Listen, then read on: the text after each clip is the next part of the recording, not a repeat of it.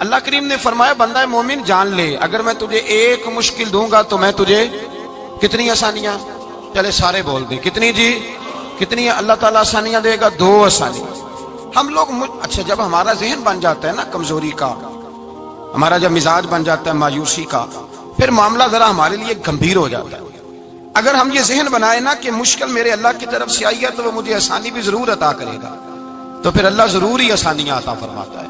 اور جو مشکلات زندگی میں آتی ہیں نا، حضرت مولا علی شیر خدا رضی اللہ تعالیٰ عنہ کا بڑا خوبصورت فرمان ہے۔ حضرت علی فرماتے ہیں جب تجھے مشکل آتی ہے تو وہ تجھے رب کا پتہ بتانے آتی ہے، وہ تجھے اللہ کا پتہ بتاتی ہے، اس لیے کہ جب تو سارے اسباب کر لیتا ہے، جو ضرورت ہوتی ہے پوری کرتا ہے، تندرست ہو کے وہ کام کرتا ہے، پھر بھی کام نہیں ہوتا تو اس کا مطلب ہے کرنے والا تو نہیں، کرنے والا کوئی اور ہے، جو کام کرنے والا کوئی اور ہے۔ تو عزیز بھائی یاد رکھیں ہر مشکل کے ساتھ اللہ نے آسانی رکھی ہوتی ہے۔ اگر اللہ تبارک و تعالیٰ بیماری عطا کرے تو اس کے ساتھ اللہ پھر جو تندرستی دیتا ہے وہ بھی بڑی اعلیٰ ہی عطا فرماتا ہے۔ اگر اللہ کبھی غربت دے تو پھر اس کے بعد جو اللہ تعالیٰ آسانی دیتا ہے وہ بھی بڑی اعلیٰ ہی عطا فرماتا ہے۔ اگر کہیں سے آپ کو دکھ ملتے ہیں تو پھر جب سکھوں کا وقت آتا ہے تو پھر گنے نہیں جاتے۔ یاد رکھیں مشکلات کے پہلو میں آسانیاں ہوتی ہیں، اور جس آدمی کو مشکل آتی نہیں، میرے نبی کریم سید عالم صلی اللہ علیہ وسلم نے فرمایا مومن کو جو مشکل بھی آتی ہے اللہ اس کی برکت سے اس کے گناہوں کو معاف فرما دیتا ہے، اللہ اس کی برکت سے اس کے گناہوں کو معاف کرتا ہے، یہاں تک کہ حضور نے فرمایا میرے مومن کو کانٹا بھی چبھے تو اللہ تعالیٰ اس کی مشکل کو آسان فرما دیتا ہے۔ 2 بزرگ بیٹھے تھے، ایک حضرت احمد رحمت اللہ علیہ اور ایک حضرت شرف الدین منیری رحمت اللہ علیہ۔ تو حضرت شرف الدین منیری کہنے لگے کہ دوست اصل میں وہ ہوتا ہے جو دوست کی طرف سے آنے والی تکلیف پر صبر کرے، جو اللہ کی طرف سے آنے والی تکلیف پہ صبر کرے وہ اللہ کا محبوب ہوتا ہے۔ تو حضرت احمد فرمانے لگے نہیں مجھے تیری بات کی سمجھ کوئی نہیں آئی، صبر کرے وہ اللہ کا دوست ہے، مصیبت پہ صبر کرے۔ تو کہا جناب پھر اگر نہیں سمجھ آئی تو آپ بتا دیں اللہ کا دوست کون ہے؟ تو آپ فرمانے لگے جو محبوب کی طرف سے آنے والی مصیبت کو اس کا تحفہ سمجھ کے قبول کرے وہ اصل دوست ہوتا ہے، اس کا تحفہ سمجھ کے قبول کرے، اپنے رب کا تحفہ سمجھے، مالک کا تحفہ سمجھے کہ اس نے مجھے تحفہ دیا ہے، مجھے کسی مشکل میں ڈالا ہے۔ تو رب کریم بلا مثال و بلا تشبیہ سمجھانے کے لیے اللہ جب کسی کو مشکل میں ڈالتا ہے، کافروں کو تو اس نے موجیں کرائی ہوئی ہے، بڑی بڑی سہولتیں دی ہوئی ہیں، مشکل میں ڈب بھی ڈالتا ہے، اپنے نیک بندوں کو ہی ڈالتا ہے۔ نمرود اور فرعون کے پیروں میں کانٹا بھی نہیں چبھتا تھا، ان کو تکلیف نہیں آتی، تکلیف کسے آتی تھی؟ اللہ کے نیک بندوں کو تکلیف آتی تھی۔ حضرت رابعہ بصریہ جب تک زندہ رہی تب تک بیمار رہی، جس دن طبیعت ٹھیک ہوتی تو کہتی اے اللہ تو کہیں مجھ سے ناراض تو نہیں ہو گیا، تو کہیں ناراض تو نہیں مولا جب تو مجھے تکلیف دیتا ہے تو میں رو کے تیری عبادت کرتی ہوں، جب مجھے دکھ ہوتے ہیں تو میں سجدے میں تڑپتی ہوں، اور خدا بندہ اب تو میں سکھی ہوں، موج میں ہوں، مجھے رونا ہی نہیں آ رہا، تو خدا بندہ تو کہیں ناراض تو نہیں ہو گیا مجھ سے؟ دکھ تو اچھے ہوتے ہیں، دکھ تو پیارے ہوتے ہیں، اور دکھوں کے بعد جو اللہ آسانی دیتا ہے اس آسانی کا پھر کیا ہی کہنا۔ اس حضرت ایوب علی نبینا علیہ الصلوۃ والسلام بیمار رہے، 60 سال اللہ نے تندرستی دی۔ کتنے سال بولے؟ 60 سال، غور کرنا بات پر، 60 سال علیل رہے، پھر بیمار ہو گئے، 18 سال ہو گئے بیمار ہوئے۔ زوجہ کہنے لگی دعا کر لیں آپ کو اللہ صحت دے دے۔ ہمیں اگر کوئی بندہ پوچھ لینا کہ بھائی کبھی کوئی خاص بات تو سناؤ، تو ہم جو ساری زندگی سکھ کے ساتھ سوئے ہوتے ہیں وہ بات نہیں سناتے، وہ جو ایک رات درد سے نیند نہیں آتی اس رات کا قصہ سناتے ہیں، کہتے ہیں وہ میرے الٹے دانت میں درد تھا تو میں ساری رات سو نہیں سکا۔ او بھائی جو ساری زندگی سویا ہے اس کا تو ذکر نہیں کر رہا، اور ایک رات جو تجھے نیند نہیں آ رہی، کسی سے پوچھا جائے، ڈاکٹر کہتے ہیں 360 ہڈیاں ہوتی ہیں وجود میں، کسی سے پوچھا جائے نا تیرا کیا حال ہے تو 359 ہڈیوں کا ذکر نہیں کرتا، جس گھٹنے میں درد ہے اس کا ذکر کرتا ہے، کہتا ہے یہ گھٹنے میں بڑی درد ہے۔ او بھائی باقی 359 ٹھیک ہے نا، ان کی بھی تو کوئی بات سنانا۔ حضرت رابعہ بصریہ رحمت اللہ علیہ کے پڑوس میں ایک نوجوان رہتا تھا، آپ کے پڑوس میں، تو وہ جب جو محلے میں بچے رہتے ہیں نا گاؤں میں ان کا پتہ ہوتا ہے، پڑوسی تھا تو 34-35 سال نوجوان کی عمر ہو گئی، کبھی بیمار نہیں ہوا۔ ایک دن اس کی طبیعت علیل ہوئی، سر میں درد ہوا تو اس نے پٹی باندھ لی سرخ رنگ کی، باہر نکل کے آیا، حضرت رابعہ بصری علیہ رحمہ نے دیکھا تو فرمانے لگے بیٹے خیر ہے؟ لگا جی اماں جی سر میں بڑی درد ہے۔ آپ فرمانے لگے کتنی عمر ہو گئی؟ کہنے لگا 34-35 سال۔ فرمانے لگے پہلے تو کبھی درد نہیں نہ ہوئی؟ کہا نہیں اماں جی آج ہی ہوئی ہے۔ تو آپ فرمانے لگے 34 سال اللہ نے صحت دی ہے، تو نے شکر کی ایک پٹی بھی نہیں باندھی، اور آج درد ہوئی ہے تو شکوے کی پٹی تو نے فوراً ہی باندھ لی ہے، کوئی شکر کی پٹی بھی باندھنی چاہیے۔ حضرت ایوب 18 سال بیمار رہے، زوجہ کہنے لگی دعا کر لو، تو آپ فرمانے لگے بی بی سے کہ صحت کتنی دیر رہی؟ اس نے کہا 60 سال۔ تو آپ فرمانے لگے ذرا بیماری کو بھی 60 سال گزر لینے دو، پھر دعا بھی کر لیں گے۔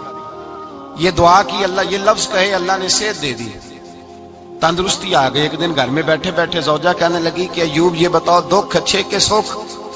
آپ فرمانے لگے سارے دن ہی اللہ کے ہیں پر دکھ بڑے اچھے تھے، مجھ سے پوچھو تو دکھ بڑے اچھے تھے۔ کہا کس طرح؟ تو حضرت ایوب فرمانے لگے جب میں بیمار تھا تو 24 گھنٹے میں ایک دفعہ میرا رب میرا حال پوچھا کرتا تھا، ایک دفعہ میرا اللہ پوچھتا تھا ایوب تیرا حال کیا ہے؟ فرماتے ہیں 12 گھنٹے تو لذت ہی رہتی تھی کہ میرے رب نے میرا حال پوچھ لیا، اور اگلے 12 گھنٹے میں انتظار کرتا تھا مالک حال دوبارہ کب پوچھے گا۔ فرمانے لگے اب صحت تو ہو گئی ہے پر اب میرا رب میرا حال تو نہیں نہ پوچھتا۔ بھائی مشکلات جو ہوتی ہیں وہ تو تجھے سجا دیتی ہیں، سوار دیتی ہیں، تجھے یاد آتا ہے کوئی اپنا، جب تجھے درد ہوتی ہے نا، تکلیف ہوتی ہے، پھر تیرا دل کرتا ہے کوئی کندھا ملے جہاں میں سر رکھ کے رہوں۔ پھر اسی لیے تو کسی درویش سے کسی نے پوچھا تھا اپنا کون ہوتا ہے؟ تو کہا جو تجھے دکھ کے وقت یاد آئے وہ تیرا اپنا ہے، جو تجھے عین آزمائش کے وقت یاد آئے اور تجھے اس کا نمبر فوراً تیرے موبائل پہ چلنے لگے وہ تیرا اپنا سجن ہے، جس کو تو دکھ کے وقت یاد کرے۔ تو بھائی مشکلات کے بعد جو اللہ آسانی دیتا ہے، حضرت ابراہیم کو آگ میں بھی پھینکا گیا، حضرت ابراہیم علیہ السلام کو ستایا بھی گیا، نکالا بھی گیا، لیکن جب ان مشکلات سے گزرے تو میرا رب فرماتا ہے وَإِذِ ابْتَلَىٰ إِبْرَاهِيمَ رَبُّهُ بِكَلِمَاتٍ فَأَتَمَّهُنَّ قَالَ إِنِّي جَاعِلُكَ لِلنَّاسِ إِمَامًا۔ کہا جب ابراہیم پورے اترے تو پھر ہم نے انہیں امام بنا دیا۔ یا اللہ کس طرح کی امامت دی؟ فرمایا میں نے اتنی اعلیٰ شان عطا کی ہے کہ اپنے لاڈلے رسول کو جناب ابراہیم کی نسل میں پیدا فرما دیا ہے، میں نے مصطفیٰ کو ان کی نسل میں پیدا کر دیا، قیامت تک کے لیے ان کا وقار بڑھا دیا۔ اللہم صلی علی محمد وعلی آل محمد کما صلیت علی ابراہیم وعلی آل ابراہیم، ان کی عظمت بڑھا دی، اس لیے کہ جب وہ آزمائش سے گزر کر کے آئے پھر جو آسانی دی۔ میرے نبی پاک صلی اللہ علیہ وسلم نے دین ابراہیمی کی بہت ساری چیزوں کو رکھا، کہا میں ملت ابراہیمی پہ ہوں۔ جب کوئی مشکلات کو عبور کر کے آتا ہے، جب کوئی تکلیفیں سہ کر کے آتا ہے، اس کے لیے جو اجر ہوتا ہے، اس کے لیے جو پھر اللہ کتنی ذرا بڑی توجہ کیجئے گا۔ لوگ سمجھتے ہیں فلاں آدمی مشکل میں ہے تو شاید مشکل میں ہی رہے گا، فلاں آزمائش میں ہے تو شاید میرا اللہ فرماتا ہے ایک مشکل دے کے میں 2 آسانیاں بھی دوں گا۔ تم مشکل دیکھ رہے ہو، مشکل نہ دیکھو، وہ جو اس کو بعد میں آسانی آنے والی ہے، اور ڈبل جو میں اس پر نعمت کرنے والا ہوں اس کو دیکھو۔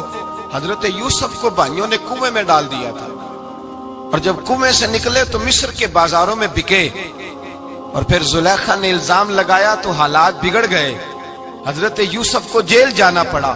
کتنی کٹھن زندگی تھی، لیکن میرے مالک کو کچھ اور ہی منظور تھا۔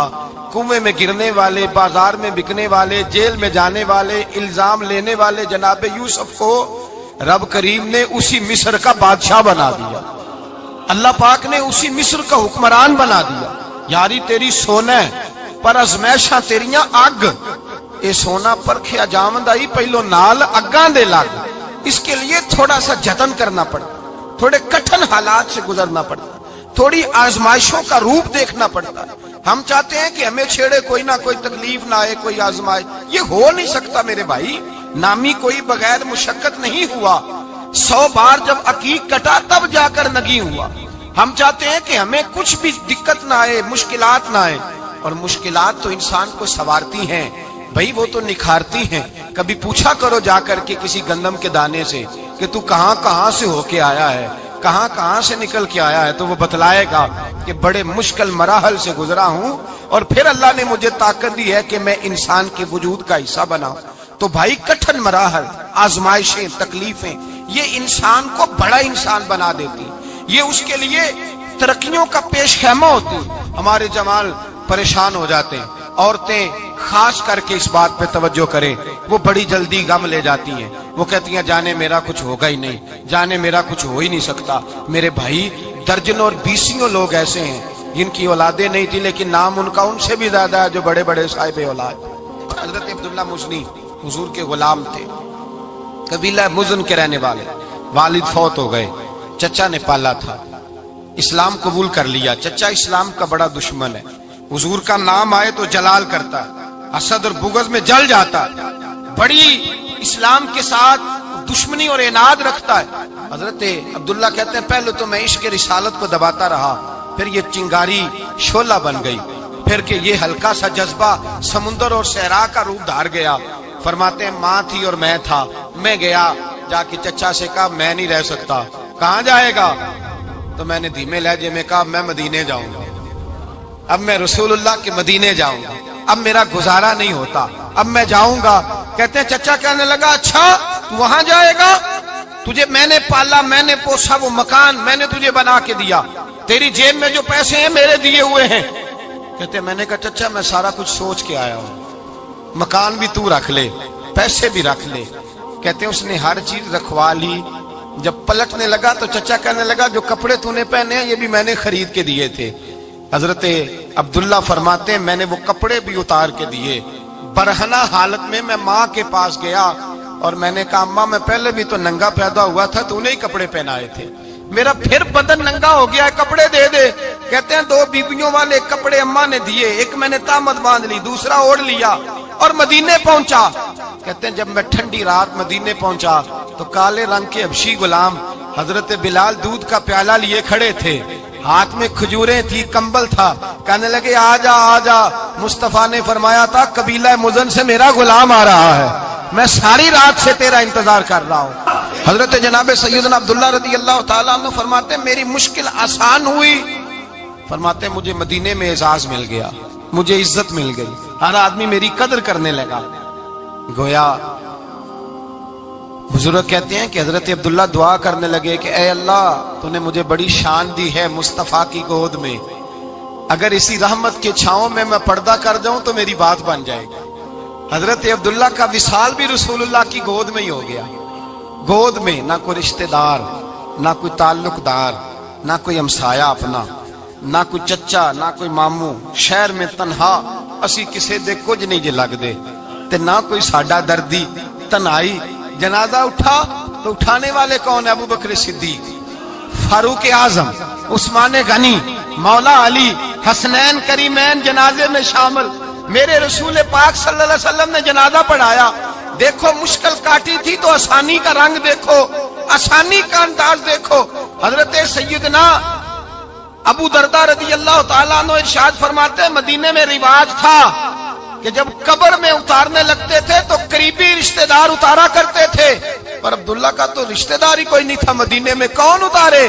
فرمایا جب قبر میں اترنے لگے تو حضرت ابو بکر صدیق اور حضرت عمر فاروق اتر گئے کہ ہم قبر میں اتارتے ہیں۔ رسول اللہ نے فرمایا تم باہر نکلو، تم کیوں قبر میں گئے ہو، باہر آؤ۔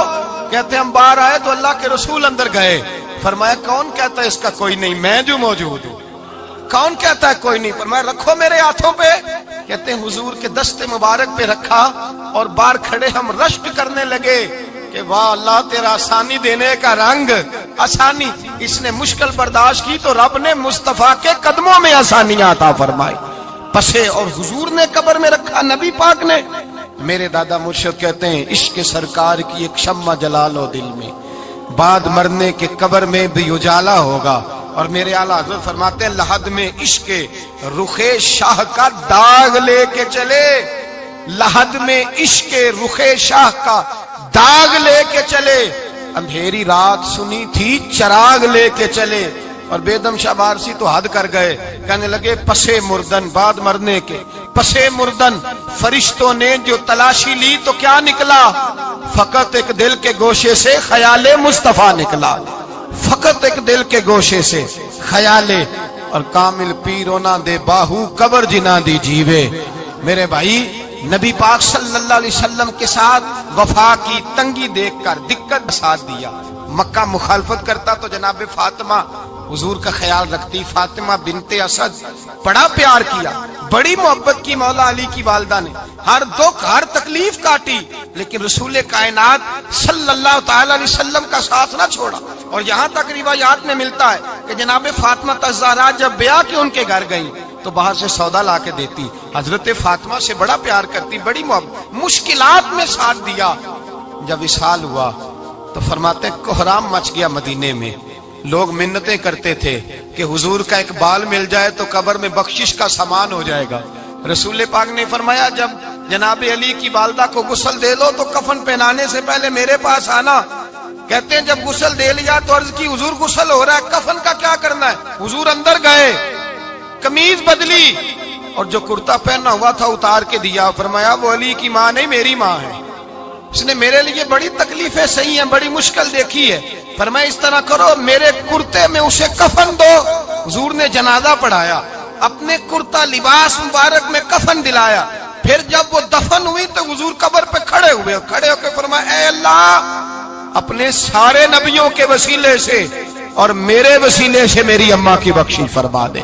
پھر جو آسانیاں ملی ان لوگوں کو تو ان کی قبروں تک آسانیاں ملی, پھر ان کو قیامت تک کے لیے آسانیاں ملی جنہوں نے مشکلات کو دیکھا.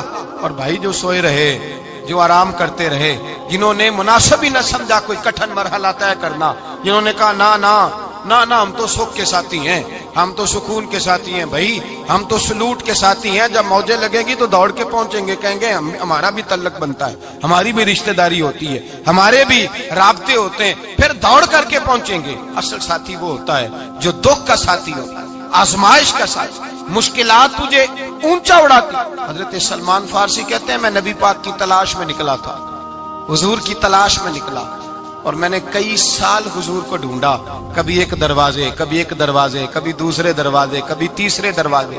فرماتے میں شہزادہ تھا پر بکتا بکاتا مدینے آیا. میں نے نبی پاک کی تلاش میں یہودیوں کی غلامی بھی کی, تیری تلاش میں پھرا میں جنگل پہاڑ اور دشت میں.